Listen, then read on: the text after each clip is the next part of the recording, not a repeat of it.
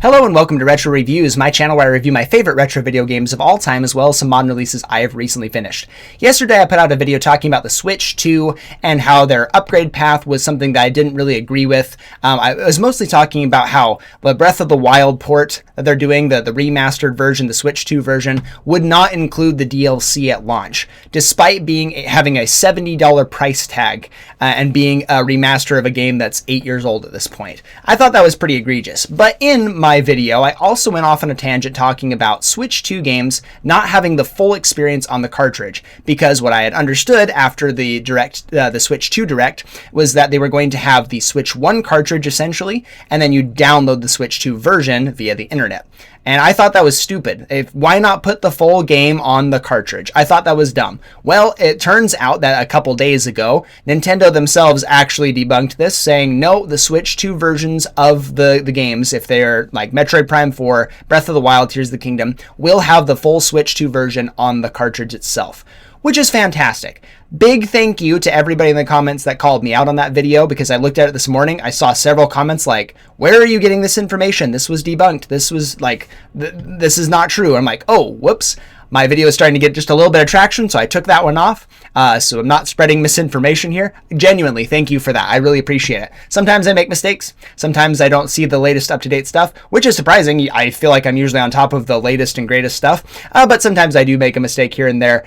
So yeah. Corrected that, took that video off. We'll talk about it again today instead. But for all the physical cartridge enjoyers, having the physical collections, this is big news. Nice news for preservation. All of Nintendo's first-party games specifically will have the full game on their cartridge. Third-party developers will have some more leeway. Typically, I think what they're going to be doing is not so much like having a Switch 1 version and a Switch 2 version that you download. It'll be more just the downloads themselves. You'll have a physical cartridge that doesn't do anything except activate the key, and you'll still have to download the game. Third-party developers have that chance to do that if they want to, which I don't agree with. I think that's stupid. But for some games, if they're too big, I guess that's kind of the way you have to go. At that point, I'd just rather have it digitally. My friend Shin0555, go check out his channel. He's a great friend of the channel. He did my intro for Smash Saturday. I've done videos with him, collabs. I'm going to do another one with him soon if I can figure out scheduling and everything. So I'm reach out to him. I need to do that. Sorry, Shin. He did a video talking about this as well with download codes and boxes. Talked about Prince of Persia: The Lost Crown and how there are ones with the actual cartridge and ones that have the download, which is crazy to me that there are two different versions of the same game from the same like developer and everything and publisher. But at that point, I would rather just have the download instead of a cartridge that only acts as a key.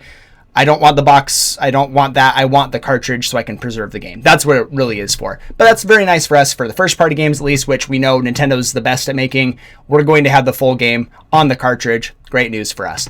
But I wanted to get back to what I talked about yesterday. The main focal point is that Breath of the Wild, the Switch 2 version, will have a $70 price tag, which is already $10 more than the original that came out 8 years ago on the Nintendo Switch, launched with the console. It's also not going to carry the DLC for Breath of the Wild, which is an insane thing to me. A remaster typically, if not always, comes with the previous DLC packs. It's just a way of adding value for the consumer.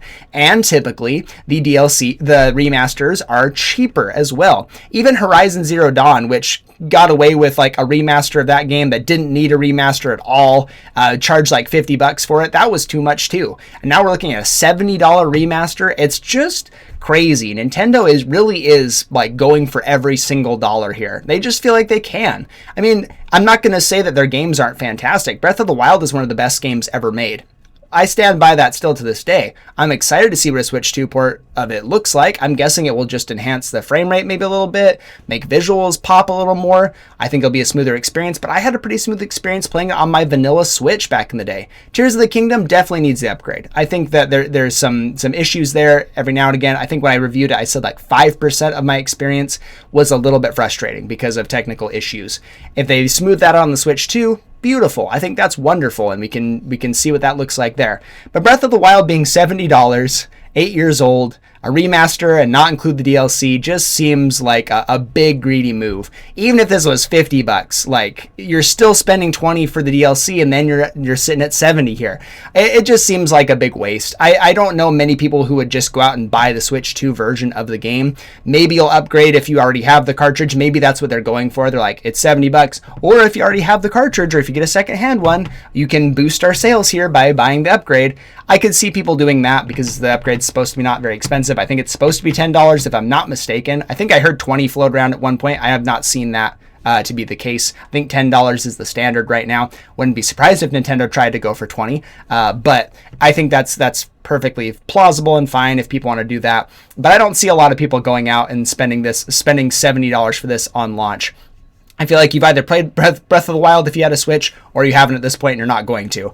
So I think this is a little boneheaded from Nintendo. Like I said, the Tears of the Kingdom upgrade, I'm 100% behind, but that one's an $80 game, and that's crazy to me. I just don't see it. I don't see the value in like a remaster here being more expensive than the base one on the Switch that came out like a couple years ago. I really don't see it. I'd rather just go get a secondhand copy and pay for the upgrade if I really care about the upgrade there. I wouldn't personally go out and buy these new games at launch because I just don't think they have the value there, especially when you have a bunch of games. I talked about this like earlier this week that are going to have free Switch 2 upgrades for some reason. It's a little bit baffling to me what Nintendo is choosing to charge extra for, especially Kirby and the Forgotten Land. I see the value there because they're adding a whole new DLC world, which is pretty cool. I think that makes sense. That makes way more sense to me. You're adding a whole new part of the game, sure. But again, that game is kind of old too, so it's a little backwards here. And then you have other games like Mario Odyssey and several other Mario games like Bowser's Fury and the 3D World and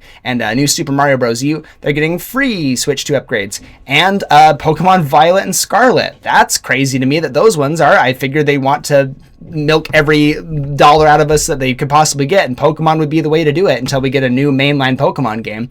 But those ones are getting free upgrades. So I would save your money on the Switch 2 versions of games. If you haven't played them, wait until they go on sale. Wait until Breath of the Wild and Tears of the Kingdom go on sale. They're phenomenal games. They're absolutely wonderful. I don't think they're worth $70 and $80. Get secondhand copies and just play the vanilla version. Honestly, if you really can't wait, it's definitely more worth your time doing that. I would love to know in the comment section down below what you think of Switch 2 upgrade games, if you're going to pony up the money for it. I think with what they have for the lineup, with Mario Kart World being $80, Donkey Kong Bonanza being $70, I think Metroid Prime 4 Switch 2 version is going to be $80, might be $70 as well, but I wouldn't be surprised if it's $80. We're looking at a lot of money here for just a few games, and a couple of older games, even just a couple years. It's not worth a full price tag, at least in my opinion. But again, I'd love to know in the comment section down below what you think. Again, apologies for the misinformation on my previous video. If you saw that, disregard it. This is now the information video. Again, I will be working on my video talking about inflation with consoles and how the Switch 2 stacks up in price. I want to finish that one. I'm just buttoning some things up. I was going to make it today, got kind of busy today. Hopefully I'll get it early the next week so I can do some Smash Saturday tomorrow. But I will be talking about how inflation has kept up with consoles and software as well, at least in the Nintendo world, in the United States specifically. And I would love to hear your thoughts from other countries if you want to keep giving me that input. Thank you so much for watching, and I'll see you in the next one.